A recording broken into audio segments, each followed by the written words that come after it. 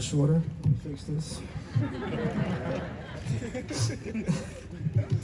Hey, once again, I just want to thank everybody for coming out tonight. I just keep looking around. I've gotten teary-eyed a bunch of times. I think I'm gonna keep it together during this, but this really is just beautiful. Hopefully this moment, we can ball this moment up and carry it with us into our homes, our days, our workspaces, and do some real change. I've titled this speech, "The Time America Didn't Look Away." If I get some participation, don't be too cool, but please participate in this question. If over the past 3 months you've attended your first protest or demonstration, would you raise your hand? My hand's raised, just like you guys.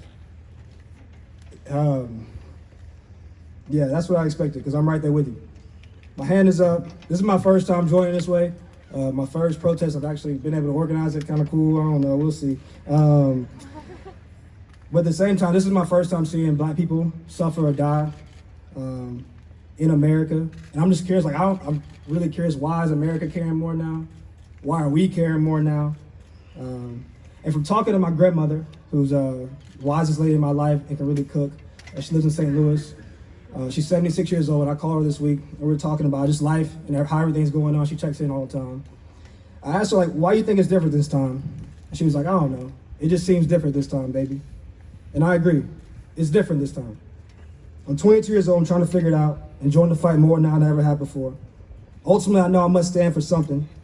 And I know I come from a long tradition of people who have stood for freedom and love for a long time. For years, for decades, for centuries, for me to be right here and for a lot of us to be right here. Through slavery, fighting to survive, Reconstruction, fighting for democracy, Jim Crow, fighting to be equal, Civil Rights Movement, fighting to be heard, Post-Civil Rights Movement, fighting to rise up, having a Black president, fighting for our rightful place among the rest. Black people have been fighting for a very long time to see a better day in a country that hasn't fully fought for us. And as I stand here,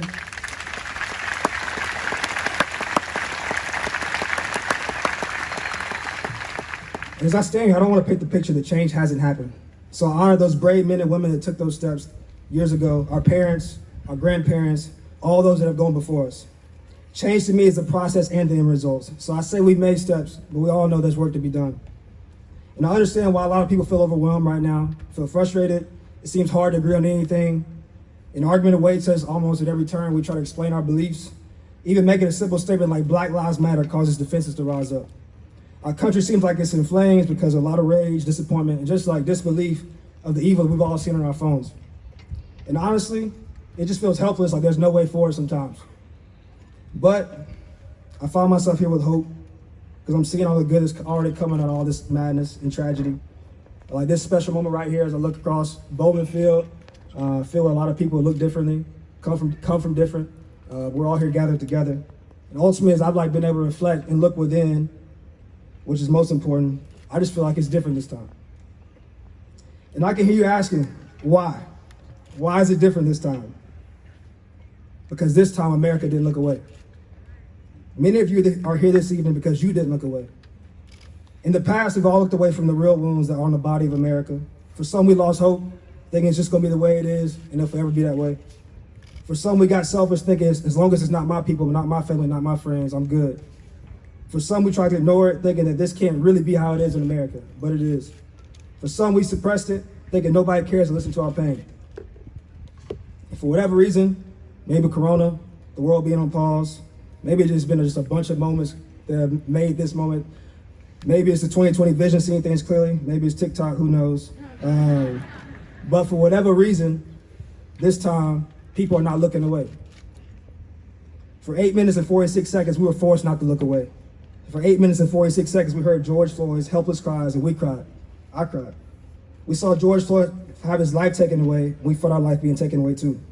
And the bystanders who were quiet, we saw those who would not fight for us. 8 minutes and 46 seconds, we faced the reality that systemic inequality exists, that racism, both hidden and overt, exists, that justice still exists. And by not looking away, we actually faced our brokenness, which, although painful, is always the first step of healing. By facing it, this has caused many people in our nation, like Trevor said, that aren't Black, to listen. And more than listen, to actually believe the stories that they don't want to hear. And by facing it, it has caused us that are Black to be heard. And more importantly than to just be heard, but people actually believe us for the first time, that we've experienced a different America. And that's why I say it's different this time. In the same breath, the way forward was the way we got here. Let's not look away, because this is really our chance to make some difference. So the question becomes, like, while we're all here, we got together, we march, but where do we go from here? I say the same thing. Let's not look away from the problems, but look for opportunities for the solution. So I say, be brave enough to not look away. Look at the system. If you've been blessed with resources, bring others up that have been pushed down. If you are in leadership, make a way for those that haven't been able to get into those doors.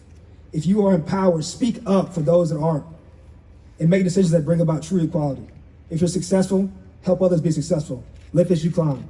If you benefited off what has been built, make sure you build so more people can benefit, because not everyone is benefiting right now. I say, be brave enough to not look away from relationships. The struggle for freedom means more than just sympathy, but solidarity. Sympathy feels bad about a situation. Solidarity joins us. They stand with people who are struggling, and they fight for them, what you guys have done today. And to my white brothers and sisters, continue to listen, continue to have tough conversations, continue to use your privilege to help others, continue to learn, continue to put yourself in other people's shoes. To my black brothers and sisters, keep being brave to tell your stories. Continue to burn with passion, continue to empower those around you, continue to turn your anger, which is rightfully so, into some purpose. Let your frustrations fuel you for more change, and continue to tell truth to people that have been scarred for years. Black is beautiful, Black is proud, Black is wonderful, Black is not less than, Black is just as good, Black is wonderful.